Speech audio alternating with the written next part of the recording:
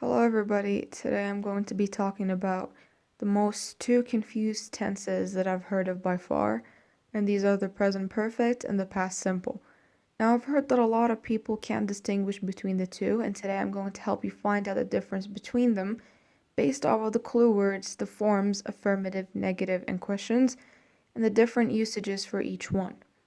Now we'll start with the clue words. Now what exactly is a clue word? A clue word is basically any word that can distinguish between each tense. Now, each tense has a lot of its own clue words, and we'll talk about the present perfect and the past simple. Now, the present perfect clue words, there are obviously a lot of them, but we're only going to talk about these 8 over here. Now, these 8 are ever, never, since, for, so, yet, already, and recently. Now, keep in mind that these expressions show that the action's unfinished. What does this mean exactly? I'm going to explain it in more detail later.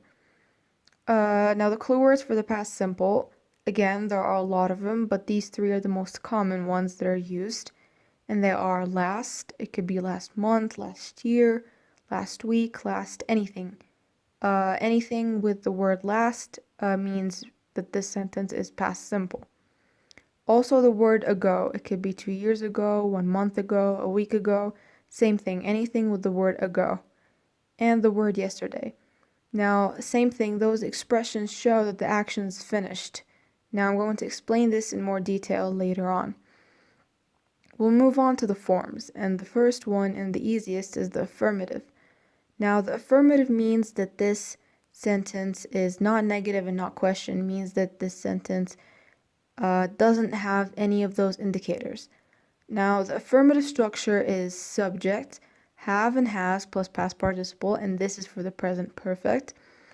Now, there are some subjects that go with the helping verb have, and there are some subjects that go with the helping verb has.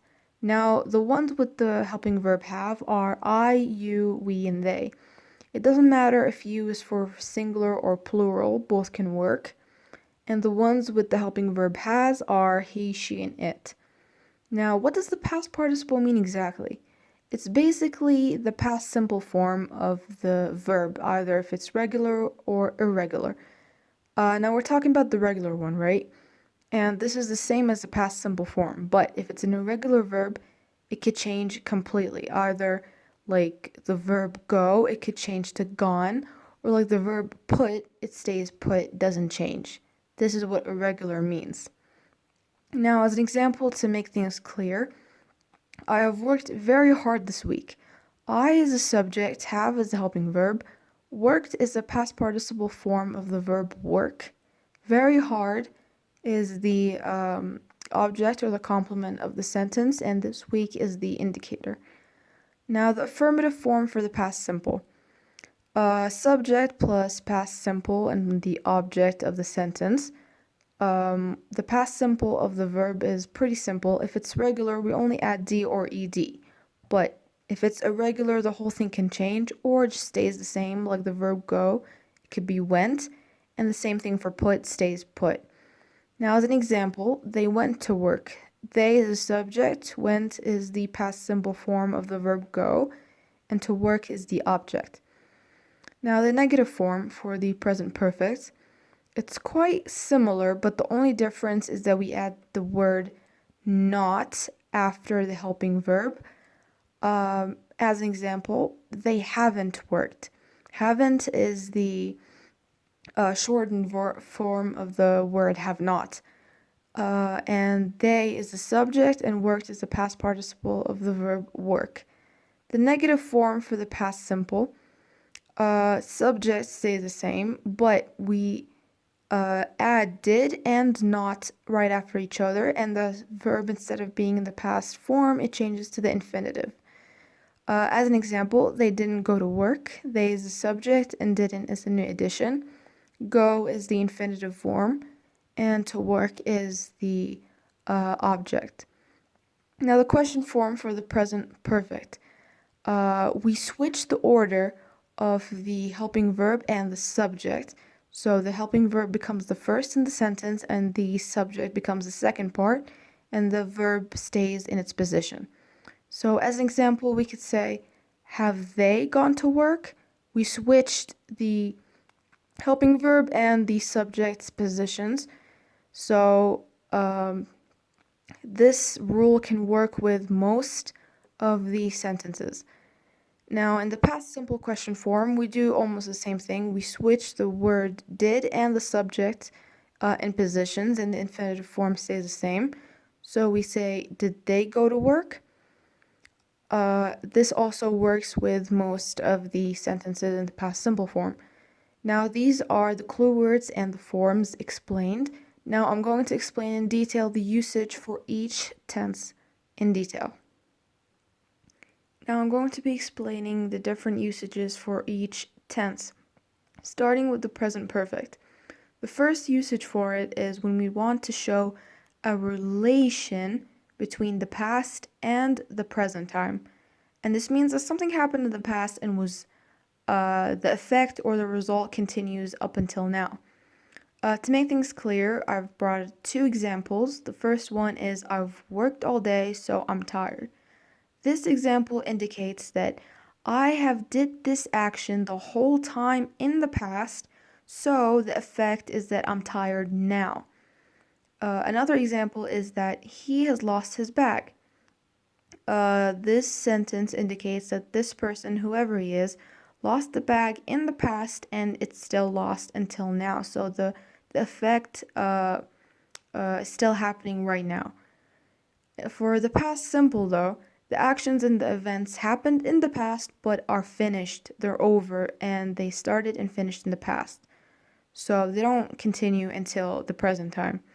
For example, I worked yesterday means that I finished my work and I did everything yesterday, so there's nothing continuing till now. There are no effects. And the other one is, he lost his bag last week. This sentence indicates that this person lost the bag in the past, so the action of the bag being lost is over, and this person might find his bag later on, as in he might have found it the next day or something like this. The second usage for the present perfect is to talk about something that happened in the past, but we don't specify the time when it happened, so it's indefinite. It's an indefinite time in the past. For example, I visited New York City. I didn't really mention the time or when did I do this. I just did that. I just said that I did the action, nothing else, nothing specific. But for the past simple, it's the complete opposite. We have to indicate that something happened at a specific time in the past, so it is a definite time in the past. For example, I bought a new car last week. I specified that I did this action the past week. The third usage for the present perfect is to talk about an unfinished time. Now, this could have a time marker or it could just not have one.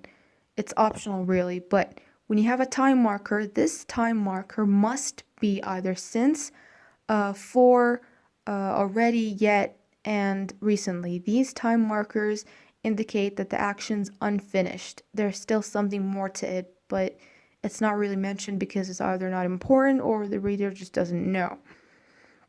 As an example, we could say, she lived in London since 2015. Now, we did say that it is possible to add a time marker, and since is one of those ones. Since basically means that something started but didn't finish. So there could be more of it. Same thing for. We could use for instead of since in this sentence. But we do not say the year, however. When we use the indicator for, we say she lived in London for 3 years, for example. We cannot say for 2015. It doesn't make sense. But for the past simple, we talk about a finished time. It's over. It has finished. It could have a time marker, but it also must indicate a finished time in the past. It cannot be since or for or any of those mentioned in the present perfect. For example, I could say, she lived in London from 2015 till 2018. This sentence indicates that this person lived in that place for this time period, nothing more and nothing else. So, yeah. The fourth usage for the present perfect is that we could use some words, and those are today, this morning, and this week. And there are more to them, but these three are pretty common. And when we use those, the context must show that these periods aren't finished in the time of speaking. What does this mean exactly? I'll explain it with the example. So here it says, she has written 3 prescriptions this morning. This sentence means that this person might write more prescriptions because it's still morning. So this is what it means in this example. But in the other example, in the past simple, we use the same words but with different contexts that show that the action's finished at the time of speaking. For example, she wrote 3 prescriptions this morning. This means that the morning's over and this person won't write any more prescriptions, so it's done. It's the last thing they did the day.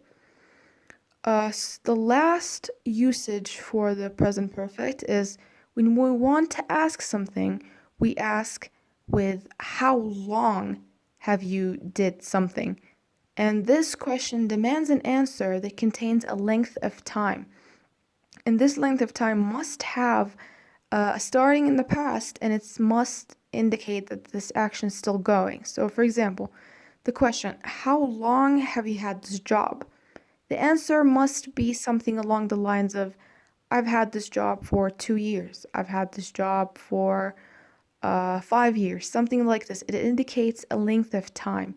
Happened in the past and it's still going. I still have the job right now. But for the past simple, when we ask, we say, when did you do something? And this question demands that the answer has to point something in the past, has to point a specific time in the past. For example, when we say, when did you start this job? The answer must be along the lines of, I started this job 5 years ago. You pointed a specific time in the past, and the answer must be a specific point. It can't be something open that the reader has to guess when did the action happen. So these are basically the most common differences between these two tenses.